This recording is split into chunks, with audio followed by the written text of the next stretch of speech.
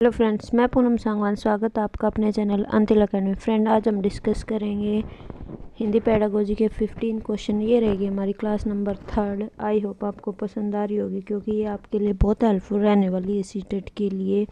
और कहने को 15 क्वेश्चन है, परंतु 15 करके बहुत क्वेश्चन हो जाते हैं, और इससे आपको पता चल जाता है कि भाई हम कहाँ पर पहुँच चुके हैं या कहाँ पर हम खड़े हैं, कितने पानी में हम हैं। उससे हमें हेल्प मिल जाती है कि हमें और कितने रीडिंग की ज़रूरत है।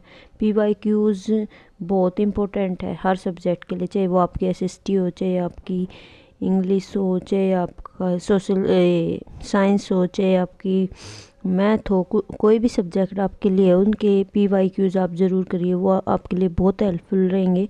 चलिए स्टार्ट करते हैं आज का अपना फर्स्ट क्वेश्चन। फर्स्ट क्वेश्चन दे रखा हमें, पढ़ना सीखने के लिए आवश्यक है कि ऑप्शंस हैं केवल लक्ष्य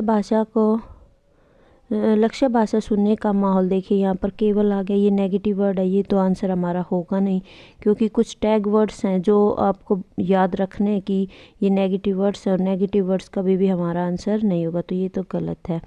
घर की भाषा सुनने बोलने को मिले,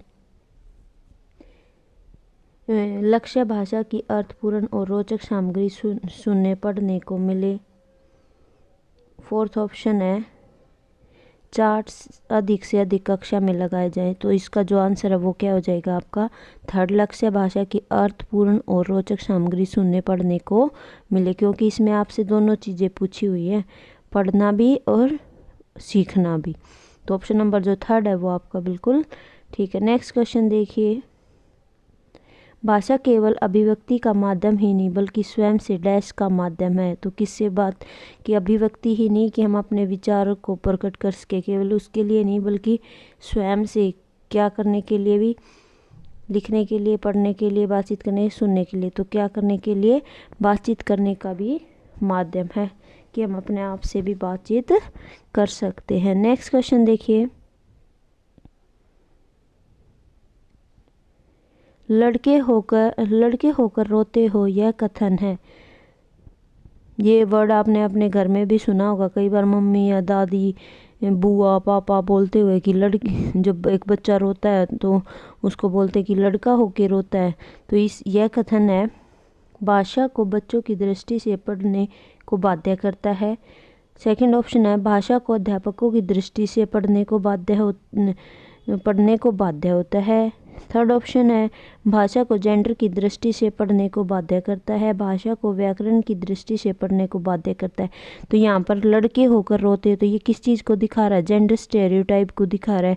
तो जो ऑप्शन नंबर थर्ड है वो आपका ठीक हो जाएगा, क्योंकि भाषा को जेंडर की दृष्टि से पढ़ने को क्या करता है, बाध्य करता है। कि कहीं ना कहीं इसमें जेंडर स्टेरियोटाइप दिखा रहा है, जेंडर रूढ़िवादिता दिखा रहा है, क्यों लड़के क्या रो नहीं सकते, ओनली लड़कियाँ रोती हैं। तो ऑप्शन नंबर जो थर्ड है वो आपका बिल्कुल ठीक है। नेक्स्ट क्वेश्चन देखिए,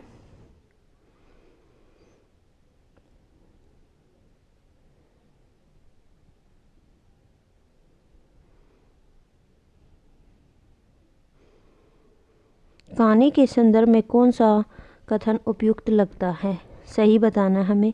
कहानी में संवाद होना आवश्यक है, कहानी में शुरुआत होना आवश्यक है, कहानी में शुद्ध भाषा का होना आवश्यक है, या कहानी में कथानक का होना आवश्यक है। तो जो कहानी का के संदर्भ में अगर उपयुक्त है तो वो क्या है कि कहानी में एक कथानायक का होना बहुत जरूरी है। ऑप्शन नंबर फोर्थ है वो आपका बिल्कुल ठीक है। नेक्स्ट क्वेश्चन देखिए,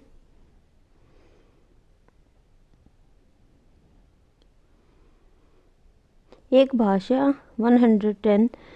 भाषा के अध्यापक को बच्चों में ऑप्शंस दे रखे, भाषा सिद्धांत की समझ को विकसित करने पर बल देना चाहिए, अलंकारिक भाषा प्रयोग की समझ विकसित करने पर बल देना चाहिए, विविध संदर्भों में भाषा प्रयोगों की क्षमता विकसित करने पर बल देना चाहिए, शुद्ध भाषा प्रयोग की क्षमता विकसित करने पर बल देना चाहिए।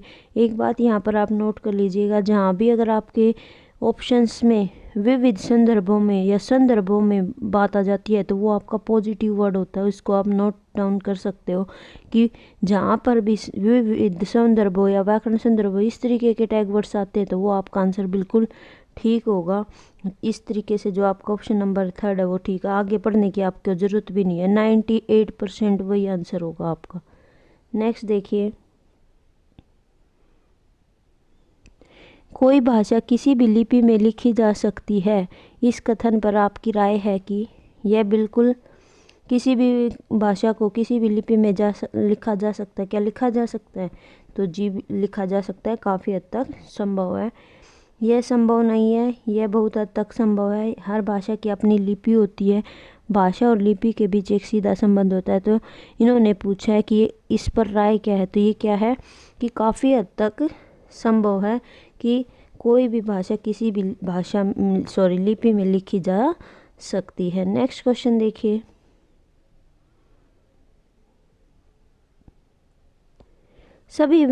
भाषा सभी विषयों के डैश में है, पढ़ने अध्याय केंद्र प्रारंभ। तो किसके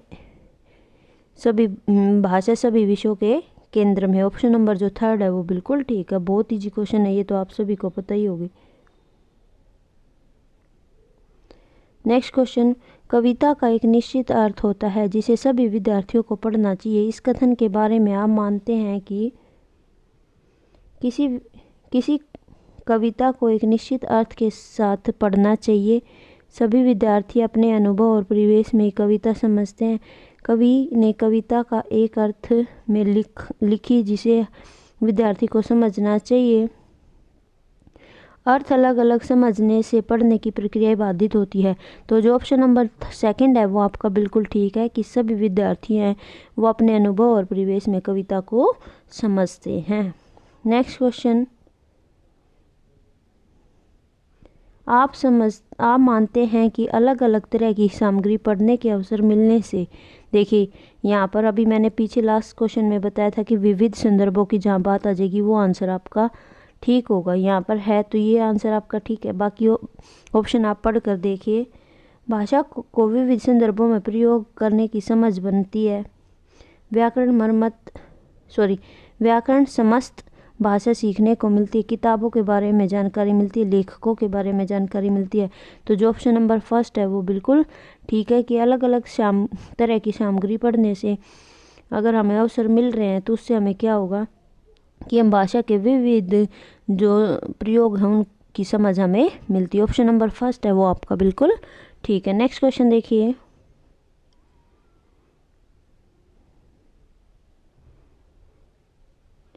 हिंदी में विज्ञान संबंधी पाठों को पढ़ने का उद्देश्य है कि हिंदी में विज्ञान संबंधी पाठ को पढ़ने का उद्देश्य क्या हो सकता है? ऑप्शन 1 दे रखा, विज्ञान की भाषा को समझना, विज्ञान विषय को गहराई से जानना, विज्ञान के प्रति जिज्ञासा बढ़ाना, विज्ञान के संदर्भ में हिंदी भाषा का प्रयोग करना। देखिए यहाँ भी संदर्भ आ गया।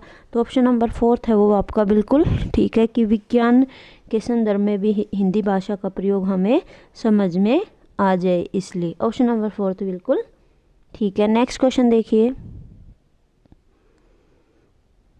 लेखन क्षमता के आकलन के लिए ऑप्शन दे रखे हैं। अभिव्यक्ति विचारों को जांचना होगा, व्याकरण समस्त भाषा को देखना होगा, अर्थपूर्ण वाक्य और संदर्भों को देखना होगा, लिखावट की सफाई और सुंदरता जांचनी होगी। अब देखिए यहाँ पर जो ऑप्शन नंबर 1 है वो आपका बिल्कुल ठीक है। यहाँ पर संदर्भ आ गया पर ये इसका आंसर नहीं होगा क्योंकि यहाँ पर लेखन क्षमता का आकलन करने के लिए कहा गया। तो जब लेखन क्षमता का आकलन करेंगे तो हम बच्चों के विद्यार्थियों के विचारों को क्या करेंगे, जांचेंगे कि उसके मन में जो विचार आए, उसने जो अभिव्यक्त किए वो क्या है, उनको जांचना होगा। तो यहाँ पर जो ऑप्शन नंबर 1 है वो आपका बिल्कुल ठीक है। नेक्स्ट क्वेश्चन देखिए, हिंदी के पाठों में अन्य भाषाओं के शब्दों के अर्थ होने का अर्थ है। ऑप्शन है, पाठ का लेखक हिंदी नहीं जानता, पाठ समाज में बहुभाषी स्वरूप की सहज प्रस्तुति है, पाठ कठिन और अस्पष्ट है, विद्यार्थियों को शुद्ध भाषा नहीं सिखाई जा रही है। तो जो ऑप्शन नंबर 2 है वो आपका ठीक है कि जब हिंदी के पाठों में अन्य भाषाओं के शब्द आते हैं तो कहीं ना कहीं हम मल्टी लैंग्वेज का स्वरूप हम वहाँ पर देखते हैं कि अलग अलग भाषाओं के वर्ड हमें वहाँ सीखने को मिलते हैं कि किसका क्या अर्थ होता है। नेक्स्ट क्वेश्चन देखिए, आपकी दृष्टि में अभ्यास 118 क्वेश्चन आपका। आपकी दृष्टि में अभ्यास जो एक्सरसाइज है वो क्या है? पाठ को समझने में मदद करते हैं, बच्चे को तार्किक बनाते हैं, बच्चे को भाषा के बारे में बताते हैं, बच्चों को उत्तर देना सिखाते हैं। तो जो एक्सरसाइज है वो हमें क्या, बच्चे को क्या करने में हेल्प करती है? तार्किक बनाने में हेल्प करती है, लॉजिकली सोचने के लिए हेल्प करती है। नेक्स्ट क्वेश्चन, उच्च प्राथमिक स्तर की पाठ्य सामग्री में अनुवाद सामग्री रखने का उद्देश्य बहुत सी सामग्री से परिचित कराना, प्रचुर हिंदी साहित्य का न होना, अन्य भाषाओं के साहित्य को हिंदी में पढ़ने के अवसर देना, पूरे देश को पढ़ने के अवसर देना। तो अन्य भाषाओं के साहित्य को हिंदी में पढ़ने के अवसर देना। ऑप्शन नंबर जो थर्ड है वो आपका बिल्कुल ठीक है। नेक्स्ट क्वेश्चन और आज का लास्ट क्वेश्चन,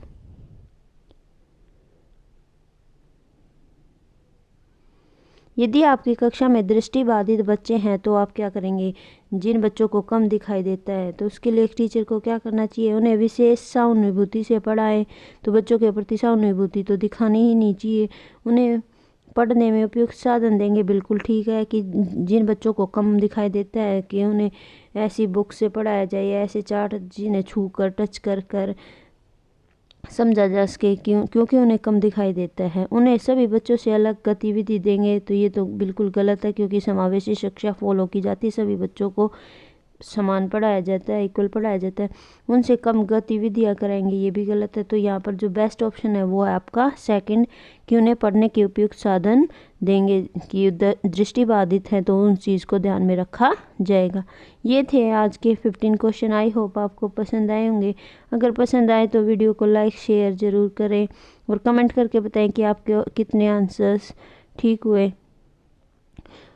और चैनल पर नए हैं तो सब्सक्राइब भी ज़रूर करें, क्योंकि आपका साथ मेरे लिए बहुत ज़रूरी है। मिलते हैं नेक्स्ट वीडियो में, जब तक के लिए जय शिव शंभू।